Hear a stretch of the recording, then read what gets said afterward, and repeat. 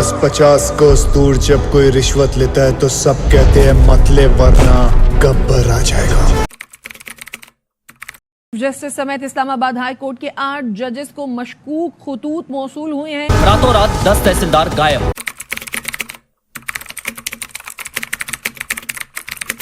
आज से चंद साल कबल Indian film Gabbar is back ने इंडियन सिनेमा घरों पर मकबूलियत के तमाम रिकॉर्ड तोड़ दी।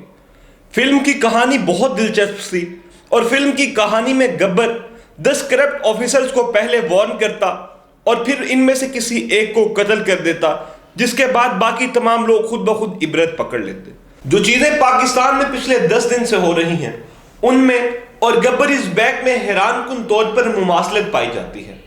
क्या जिसने ये धमकियां मेज खत लिखे उसका और गब्बर का कोई आपस में कनेक्शन है?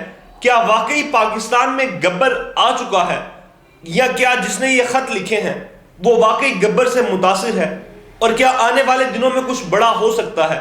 और इस फिल्म में और पाकिस्तान की सियासत में क्या मुमासलत है? ये तमाम चीजें जानने से पहले हमारे इस चैनल को सब्सक्राइब और वीडियो को लाइक जरूर करें, ताकि इस तरह की जो खबरें हैं वो आप तक पहुंचती रहें। इससे आप तक इल्म भी पहुंचेगा और आपका इंटरेस्ट भी डेवलप होगा। सो चैनल को सब्सक्राइब करें और वीडियो को लाइक करना मत भूलें।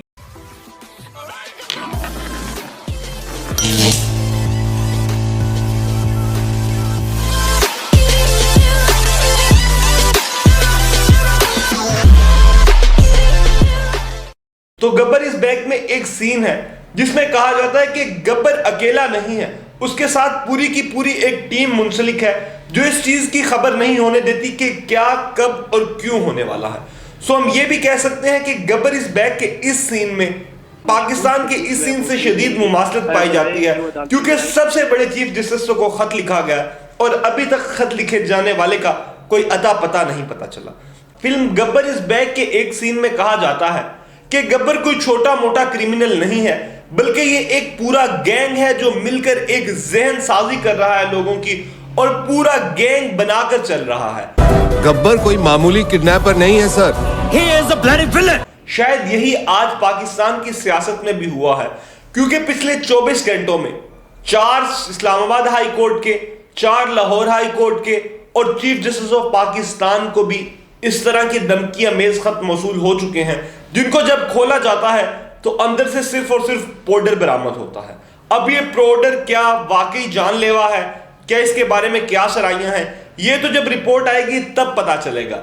लेकिन शायद वाकई गब्बर इज बैक वाला सीन जो है वो इसमें भी दोहराया गया है और खाली एक शख्स का काम नहीं हो सकता कि 24 घंटे हो चुके हैं और 24 घंटे में अभी तक ये तक पता नहीं लगाया गया कि ये खत पोस्ट कहां से किया गया। सो ये एक पूरा मुनज़्ज़म गैंग है। अब ये गैंग अच्छा है या बुरा है इस बारे में तहकीकात होना अभी बाकी है, लेकिन ये किसी एक फर्द वाहिद का काम नहीं है, बल्कि ये एक पूरे के पूरे गैंग का काम है। अगर हम इसी को आगे बढ़ाएं तो गब्बर इज बैक में गब्बर हमेशा बंदा उठाने से पहले एक वार्निंग जरूर देता है कि ये मैं आप फला आदमी है, मैं उसको उठाने लगा हूं और उसकी वजह क्या है, ये डिपार्टमेंट है। सबके कर्म सामने आएंगे, वो क्या है ना, कर्मा रिश्वत नहीं लेता। सो हो सकता है कि इस खत के जरिए सिर्फ और सिर्फ अभी तक जो जितने भी पाकिस्तान की अदलिया है उनको खतूत दिए गए हों, और यह भी मुमकिन है कि आने वाले दिनों में खुदा न खास्ता किसी जज को उठाया जाए। खुदा ना करे कि हमें इस तरह की सिचुएशन देखनी पड़े, लेकिन वार्निंग से यही अंदाजा होता है कि गब्बर और पाकिस्तान की सियासत जो है वो बिल्कुल साथ साथ चल रही है। खुदा हमें बड़े नुकसान से बचाए। अगर हम इसकी तीसरी बड़ी मुमासलत की बात करें तो इसके एक सीन में कहा जाता है कि भाई गब्बर कोई आलू समोसे की तरह आपकी प्लेट पर नहीं आ जाएगा, आपको उसको उठाने के लिए गब्बर की तरह सोचना पड़ेगा।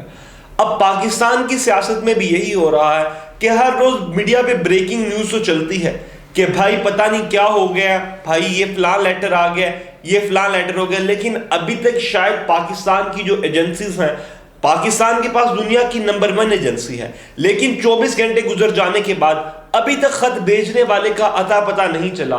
लिहाजा मुझे लगता है कि किसी ना किसी को वाकई गब्बर की तरह सोचना पड़ेगा, और ये जिस डायरेक्शन में हम चल रहे हैं ये बहुत इंपॉर्टेंट है इसके बाद हम अगर देखें तो ये जो खतूत मौसूल हुए, ये तमाम खतूत किसी ना किसी औरत के नाम पर डिफरेंट टाइम्स में मौसूल हुए। किसी एक औरत के नाम से ये खत मौसूल नहीं हुआ।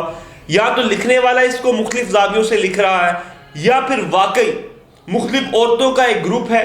शायद जो सिस्टम के सताए हुए लोग हैं उन्होंने इस सिस्टम को बेहतर करने की सोची हो, या फिर इसके बरक्स कोई ऐसी पाकिस्तान में खुदा ना खास्ता कोई नई किस्म की कोई दहशतगर्दी की प्लानिंग हो रही हो। खुदा मेरे मुल्क को हर किस्म की जो बहरान है उससे बचाए, खुदा मेरे पाकिस्तान की हिफाजत करे। लेकिन ये बड़ी हैरान कुन सूरत हाल है कि आपके सबसे बड़े चीफ जस्टिस, सबसे बड़ा ओहदा जो पाकिस्तान में, उनको ये खत लिखा गया है और अभी तक उस पर किसी किस्म की भी जो है वो हलचल नहीं मची। अभी तक तो जितने भी मुजरिमान थे उनको कटहरे के पीछे होना चाहिए था, लेकिन अनफॉर्चुनेटली ऐसा नहीं हो सका। आपके ख्याल से क्या गब्बर इज बैक और पाकिस्तान की सियासत में वाकई इस टाइम मुमासलत चल रही है? अगर चल रही है तो कमेंट सेक्शन में जरूर बताएं। इंशाल्लाह आपसे मुलाकात होगी अगली वीडियो में। चैनल को सब्सक्राइब करना मत भूलिए।